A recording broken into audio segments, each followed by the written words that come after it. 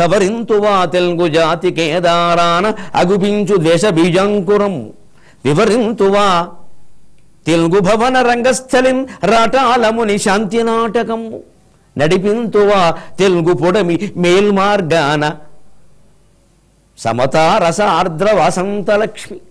సమభావం వెళ్ళి విరిసేటువంటి సమతారసం అమ్మ. నవరసాల్లో ఇది ఉందో లేదో నాకు తెలియదు, కానీ ఈవేళ తెలుగు జాతికి అవసరమైన రసము సమతారసం. వసంతలక్ష్మి నీతో పాటుగా సమతారసాన్ని తీసుకురావమ్మా. కనీసం సాహిత్యంలోనైనా సంగీతంలోనైనా ప్రాంతీయ భేదాల గురించిన ఆలోచనలు లేకుండా చూడవమ్మా అని ప్రార్థిద్దామండి మనం అందరం కవిగారి పేరు మీద. ఆయన మాటల్లో మమ్మల్ని మేలు మార్గాన నడిపించు అమ్మా, నడిపించవా, లేని దానికి ఎందుకమ్మా ఈ ఉగాదులన్నీ. వెలయింతువా తెలుగు విశ్వతో ముఖమైన పరమమోహన దివ్యవాంగ్మయము. ఎంత మాట అండి, ఎంత మాట అండి. పరమమోహన దివ్యవాంగ్మయం. వాంగ్మయానికి ముందు దివ్యమా, దానికంటే ముందు మోహనమా, దానికంటే ముందు పరమమా, దానికంటే ముందు విశ్వతోముఖమా. ఈ మహానుభావుడికి తెలుగు భాష గురించి చెప్పడానికి ఎన్ని మాటలు సరిపోరా. తెలుగు అనగానే విశ్వతోముఖం అన్నాడు, సరిపోదని పరమం, సరిపోదని మోహనం, సరిపోదని దివ్యం. ఎన్ని సరిపోతుంది? పద్యం సరిపోయింది అంతే, భావం సరిపోరా. వెలయింతువా తెలుగు విశ్వతోముఖమైన పరమమోహన దివ్య వాంగ్మయము. ఎంత మధురమైన వాంగ్మయం ఉంది మనకి. అటు నన్నయ్య గారి నుంచి నా వరకు ఎన్ని పద్యాలు ఎంతమంది రాశారు మహానుభావులు, ఎన్ని చదువుతున్నాం మనం. ఎప్పుడు ఆధ్యాత్మికతను కూడా పద్యాల ద్వారా వినాలి, కావ్యాల ద్వారా వినాలి. మీకు ఒక విష్ణువు గురించి వినాలంటే పాండురంగ మహత్యం చదవండి, తరిగొండ వెంగమామ వెంకటాచల మహత్యం చదవండి, పోతన గారి భాగవతం చదవండి. పుణ్యాల కోసం చేయొద్దండి, జ్ఞానం కోసం చేయాలని ఏం చేసినా సరే. అప్పుడు సాహిత్యపు విలువలు తెలుస్తాయి, జీవితం బాగుంటుంది. అలాగా విశ్వతోముఖంగా వ్యాప్తి చెందే అవకాశం తెలుగు సాహిత్యానికి ఇవ్వమ్మా. ఎందుకని? స్వార్థపరతే అయిన జగతి. ఎక్కడికక్కడ స్వార్థం. ఎక్కడ 50 ఏళ్ల క్రితం కవి గారి మాట ఇప్పుడు ఇంకా పెరిగిపోయింది కదండి.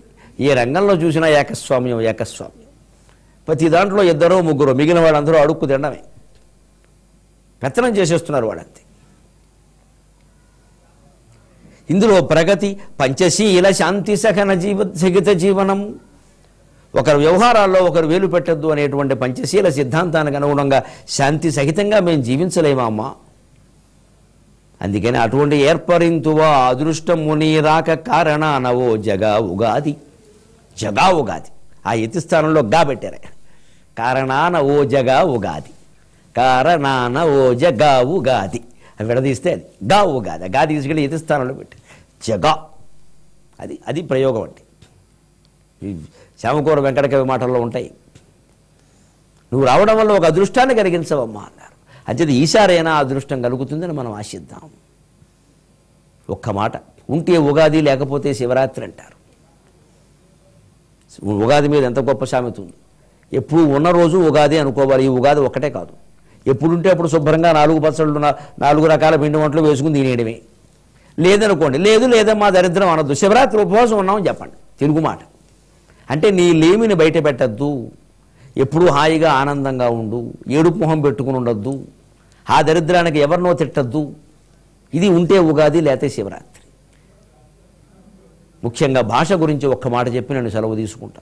ఇంటనేనియు తెలుగు బయటనేని మాటాడుచో తెలుగులో మాత్రమే పలుకవలయు.